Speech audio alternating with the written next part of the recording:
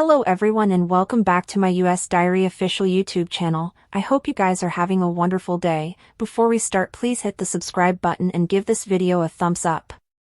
At Forrester, Donna and Katie drink Brooke back as Ridge and Eric look on. Brooke says her partner saved her life and flashes to him telling her, "We'll make this right," on the boat. Talk turns to Grace letting Liam believe he'd brain excrescence. Brooke's sure that Bill will show her no mercy. Ridge gets a textbook and has to go. Brooke, raising a brow, asks if there's someone he has to see. At the Forrester manse, Taylor's with Kelly, who wants to drink her grandpa back with, what differently, but marriage delineations. In the design office, Electra remarks on Ridge saving Brooke the way he will save her from Remy.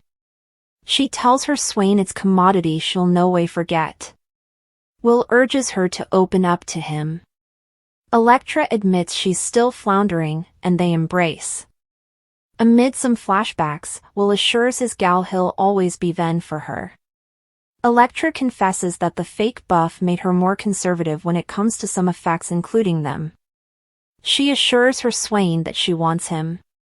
Will tells her there's no rush and he'll stay, but looks disappointed when they clinch. In the main office, Brooke bellyaches to Eric, Katie and Donna about Ridge going to see Taylor. She tells them they participated in a magical moment in Naples.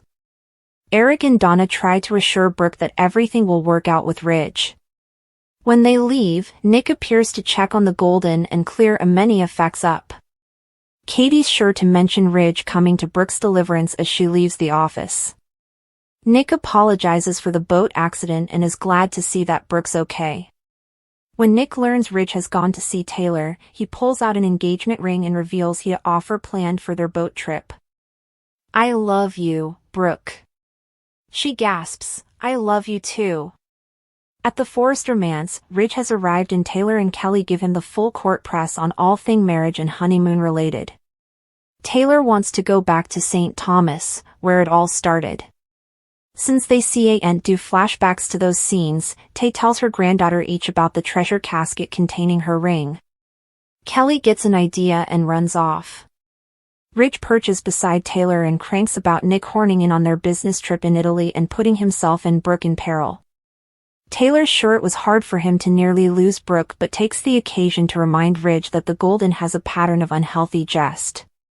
When it comes to him, he's not interested in talking to the world-renowned psychiatrist, just his fiancée. Accommodating as always, Taylor reveals that she's started planning their marriage. Ridge's eyes hit the bottom. Taylor pleads with him to not get smelled back in with Brooke. He deserves a life with someone like her. As Ridge clears his throat to broach commodity delicate, Kelly plays the spoiler by popping up to declare how agitated she's about their marriage. At Forrester, Steffi, Hope and Carter wrap up a meeting. Hope's thankful to be back at the company she loves. Carter agrees, it feels like home again. Steffi is impressed with Carter's ideas for the scent line and wants to invest further into it. "I suppose it's time we get Daphne back from Paris." Carter looks uncomfortable. Hope thinks it might be delightful to bring in some other gift. Daphne made a play for Carter and now they're engaged, so Steffi's sure that Daphne will understand what the ring means. Hope questions if she'll respect it. Carter's sure she'll and points out she's the most notorious nose in Paris. Steffi says they need her to maximize their success. Hope and Carter kiss in the wardrobe room. He wants to talk about Steffi bringing Daphne back. Hope admits it was on the top of her want list, but it makes sense if they're launching another scent. She denies that she's insecure about them. She just doesn't trust Daphne at all. Carter understands Hope not trusting Daphne, but points out Hope trusts him. Hope says having Daphne back will serve as a constant memorial of how she tried to come between them. He assures her she has nothing to worry about. He largely doubts Steffi will get what she wants.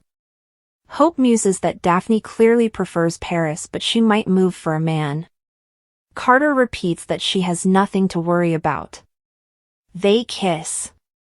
In Paris, Daphne takes a call from Steffi, who tells her that the figures are through the roof. Her men's cologne sample smells amazing too. She thinks they've another mega hit on their hands. Steffi wonders how they can launch it, however, when the creator is half around the world. We need you back in LA. I need my friend back. Daphne tells Steffi it's the scent that sells, not the creator. Steffi argues the point. Daphne reminds her why she left Los Angeles. I heard they're engaged. Steffi says, they are. She's not trying to make her uncomfortable, this is business. You need to be then, Daphne. Come back to LA. Daphne says she's sorry she can't be there right now. I can't suppose about Carter. At the Forrester manse, Taylor can tell Ridge has commodity on his mind and asks if he wants to talk. He was withdrawn last night. Ridge grunts that nothing gets once Dr. Taylor Hayes. He insists it's not important. I walked by on Brooke and a man from her once from your history. Everyone's favorite seaman is back in city. Taylor says it sounds like Ridge wasn't too happy to see Nick. She asks how it makes him feel seeing him with Brooke. Taylor repeats that it wasn't easy for him to see his half-family with Brooke. Ridge complains that he's a tool. I just do'n't like the Joe. I no way will. If Brooke wants to spend time with him, that's up to her. They go over the bad history and Ridge says he hates Nick. It has nothing to do with Brooke. Nick and Bill are both egomaniacs and it bothers him. Taylor reminds him that Brooke is entitled to see Nick, indeed if that's not what he wants. She suggests Nick and Brooke might be chancing their way back to each other, which irks Ridge. He'll no way like the Joe. Okay? Are we good? They embrace. In the design office, Katie asks if Brooke's okay. She can tell her mind is away. She suppositions she's thinking about Ridge unless there's commodity differently. Brooke says a blast from her history shook effects up for her history. A surprise caller. Nick Marone. Katie didn't know Nick was back in city. Brooke says he just showed up. Katie suppositions he knows about Ridge and Taylor.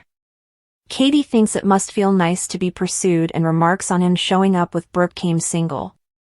Brooke admits he turned on the charm and there was a kiss. Katie enthuses about him going from seaman to shipping mogul. Brooke says he told her she merited better than Ridge. Katie says, you do. How do you feel about that?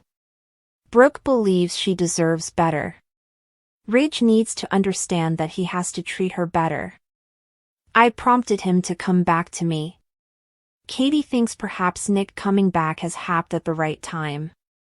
Brooke prodigies if it'll be a drive for Ridge given his response. Katie learns that he walked by on them and asks, do you suppose he was jealous? Brooke says he told her to stay down from him. Hope asks how that's show. Brooke thinks he's being defensive. Katie says, or perhaps he's jealous.